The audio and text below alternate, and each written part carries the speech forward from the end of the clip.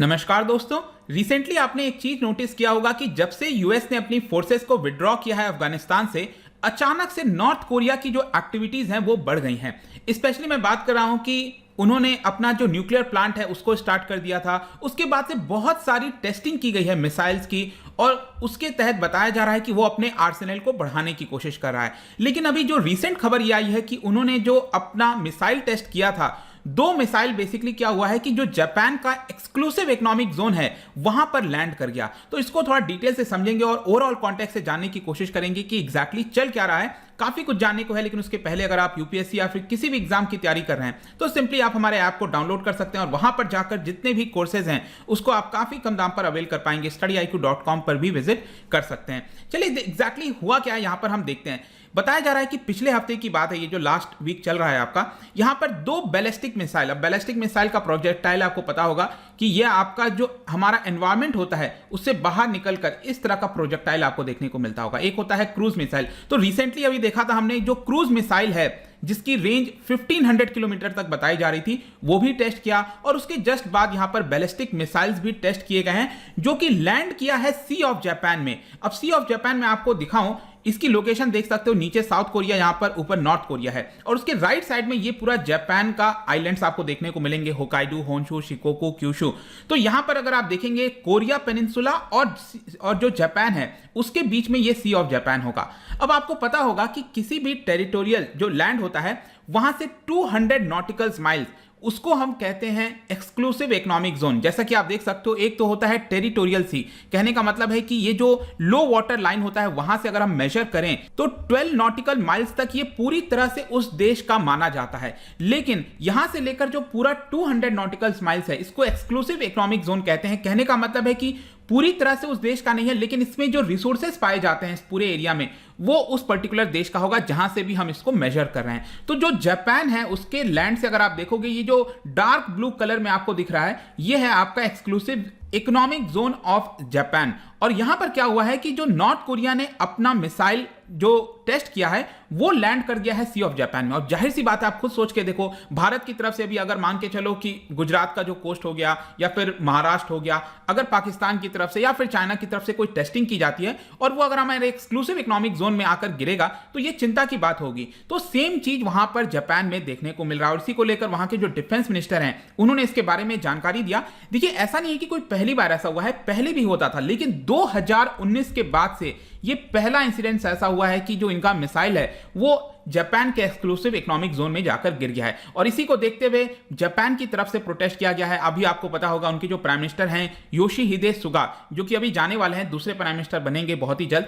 तो सुगा जो है उन्होंने इसके बारे में बोला कि it threatens the peace and security of our country, और ये काफी ज्यादा आउटरीजियस है, और इसके लिए वो प्रोटेस्ट करते हैं, कंडेम करते हैं जो भी यहां पर नॉर्थ कोरिया ने किया है। साथ ही साथ उनका यह भी कहना था कि जो यूनाइटेड नेशन सिक्योरिटी काउंसिल का रेजोल्यूशन है उसका भी उल्लंघन किया गया है नॉर्थ कोरिया के द्वारा। अब देखिए, यहां पर इसको देखते हुए अचानक से फिर क्या होता है, जो साउथ कोरिया है वो भी थोड़ा सा एक्टिव हो जाता है। साउथ कोरिया की भी लगता है कि हमें यहां पर कुछ करना चाहिए, और उन्होंने क्या किया कि सबमरीन से जो है बैलिस्टिक मिसाइल को टेस्ट कर लिया। जी हां, अभी अगर आप देखोगे ना, जो सबमरीन आपको पता है जो वाटर के अंदर काफी समय तक रह सकता है, वहां से बैलिस्टिक मिसाइल लॉन्च करना एक बहुत ही बड़ी बात होती है। क्योंकि अभी पूरे विश्व में अगर आप देखिए तो सिर्फ 7 ऐसे देश थे। कौन कौन से? US, China, Russia, UK, France और इंडिया। 6 देश ये थे। 7वां देश बना था नॉर्थ कोरिया। नॉर्थ कोरिया ने ऑलरेडी इसको टेस्ट किया हुआ है, और फाइनली यहां पर 8th कंट्री बन गया है साउथ कोरिया। इसका मतलब यह होता है ना कि आपके पास एयर से भी मिसाइल लॉन्च करने की कैपेबिलिटी है, लैंड से तो है ही है, और अब वाटर से भी ये कैपेबिलिटी आ जाएगी। तो ये बहुत बड़ी बात हो जाती है। तो यहां पर साउथ कोरिया ने क्या किया कि वो भी उसने टेस्ट कर दिया जो बैलिस्टिक मिसाइल है सबमरीन के माध्यम से, ताकि नॉर्थ कोरिया को यहां पर एक संकेत दिया जा सके। लेकिन यहां पर क्वेश्चन आता है कि जो नॉर्थ कोरिया है वो अपना आर्सेनल जो है, वेपन आर्सेनल, उसको लगातार एक्सपैंड करने की कोशिश कर रहा है। स्पेशली मैं आपको यह बताऊं कि जो आपका लॉन्च किया गया था इसमें आपने रिसेंटली सुना होगा ट्रेन के माध्यम से किया गया है। ये आप देख सकते हैं कि जो मिसाइल्स हैं उसको ट्रेन में छुपाया जा सकता है, क्योंकि यूजुअली अगर क्या होगा ना कि जो एनिमी कंट्री है उसको ज्यादातर पता रहता है कि हमारे देश के अंदर कहां कहां पर मिसाइल जो है आपका फिट किया हुआ है। ठीक है, मतलब मैं ये नहीं कह रहा हूं कि हर जगह का पता होगा, लेकिन ज्यादातर चीजें पता लगाई जा सकती हैं स्पाइस के माध्यम से, सैटेलाइट के माध्यम से।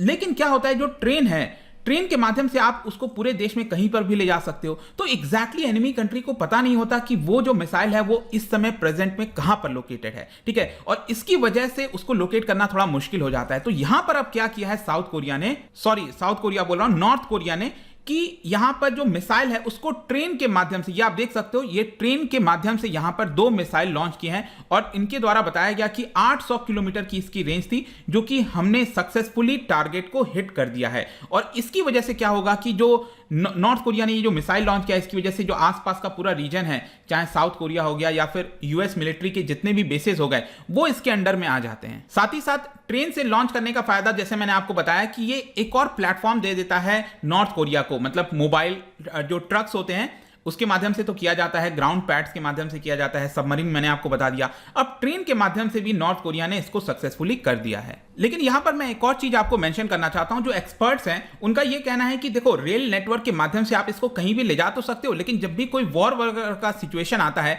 तो उस समय जो रेल नेटवर्क है वो बहुत ही ज्यादा वल्नरेबल होता है। ज्यादातर एनिमी देश क्या करते हैं, सबसे पहले आपके जो रेल नेटवर्क है उसको डिस्ट्रॉय करने की कोशिश करते हैं। तो कहीं पर भी अगर वो डिस्ट्रॉय हो गया तो ट्रेन एक जगह से दूसरी जगह नहीं जा पाएगी। तो ये भी चीज आपको ध्यान में रखना है। लेकिन आखिरी में क्वेश्चन ये आता है कि जो किम जोंग उन है वो एग्जैक्टली चाहते क्या है, वो कर क्या रहे हैं। देखिए, यहां पर कई सारे पॉसिबिलिटीज बन रही हैं। एक तो ये बताया जा रहा है कि जो अपनी मिलिट्री कैपेबिलिटी है उसको तो बढ़ाने के साथ साथ जो डोमेस्टिक यूनिटी है उसको भी बढ़ाने की कोशिश कर रहे हैं। इसके अलावा यहां पर जो उनका फेलियर है, इकोनॉमिक फेलियर है देश के अंदर, उसको छुपाने के लिए, और साथ ही साथ जो एक्सटर्नल कंसेशन है, क्योंकि ज्यादातर नॉर्थ कोरिया इस तरह की टेस्टिंग तभी करता है जब उसको कोई मदद चाहिए होती है बाहर से। साथ ही साथ इस समय अगर आप देखोगे नॉर्थ कोरिया के अंदर प्राइसेस बहुत ज्यादा बढ़ गए थे, इकोनॉमिक सिचुएशन अच्छी नहीं थी, किसी प्रकार का एड नहीं मिल पा रहा था, क्योंकि यहां पर उसने क्या किया था कि कोविड के समय अपना पूरी तरह से जो बॉर्डर है उसको सील कर दिया था, किसी को भी एंट्री एग्जिट की अलाउ नहीं किया गया। इसके अलावा यहां पर एक और जो रीजन बताया जा रहा है कि इस समय यूएस साउथ कोरिया का मिलिट्री ड्रिल चल रहा था वहां पर, तो उसको भी काउंटर करने के लिए इस तरह का रिएक्शन दिखा सकता है।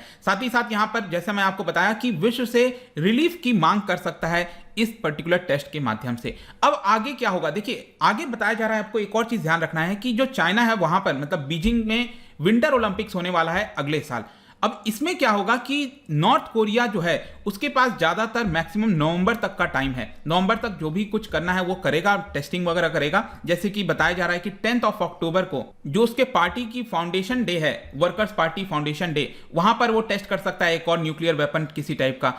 और यहां पर अगर उससे ज्यादा लंबे समय तक ये टेस्ट करेगा तो बेसिकली चाइना के साथ वो अपना रिलेशन खराब कर सकता है, क्योंकि चाइना नहीं चाहेगा कि जब विंटर ओलंपिक्स चल रहा हो और वहां पर जो आपका नॉर्थ कोरिया है वो किसी प्रकार की टेस्टिंग करे। तो देखते हैं यहां पर क्या होता है। बट अभी के लिए यहां पर यह खबर आई थी कि जो जापान का एक्सक्लूसिव इकोनॉमिक जोन है वहां पर इनका रॉकेट गिरा था, इसको लेकर जापान ने प्रोटेस्ट किया है। जाने से पहले एक बहुत ही इंटरेस्टिंग क्वेश्चन, देखिए आपको पता होगा कि जो जापान का कैपिटल है वो टोक्यो है इस समय, लेकिन पहले आप देखोगे तो और भी कई सारे शहर जो कैपिटल हैं वो रह चुके हैं। लेकिन एक जो कैपिटल था, मतलब टोक्यो के पहले कौन सा शहर जापान का कैपिटल हुआ करता था जो बहुत लंबे समय तक, करीब 1000 साल तक यहां पर बताया जाता है कि वो कैपिटल था जापान का, वो कौन सा शहर है, क्या आप बता सकते हो? इसका जो राइट आंसर है आपको पता ही है, मेरे इंस्टाग्राम पर तो मिलेगा ही, वहां पर अगर आप नहीं हो कोई बात नहीं, टेलीग्राम से भी ले सकते हैं इसका सही उत्तर। मैं कई सारे एमसीक्यूज यहां पर डालता रहता हूं स्टोरीज के फॉर्म में, आप जाकर प्ले कर सकते हो। बाकी अगर आपको पीडीएफ चाहिए तो टेलीग्राम पर आइए, अलग अलग सोशल मीडिया पर भी आप जुड़ सकते हैं। साथ ही साथ यूपीएससी या फिर किसी भी एग्जाम की तैयारी कर रहे हैं तो सिंपली आप हमारे ऐप को डाउनलोड कर लीजिए, वहां पर जितने भी कोर्सेज हैं उसको आप अवेल कर पाएंगे। सो आई होप कि ये वीडियो आपको पसंद आया होगा। मिलता हूं आपसे next time, till then thank you very much, see you soon.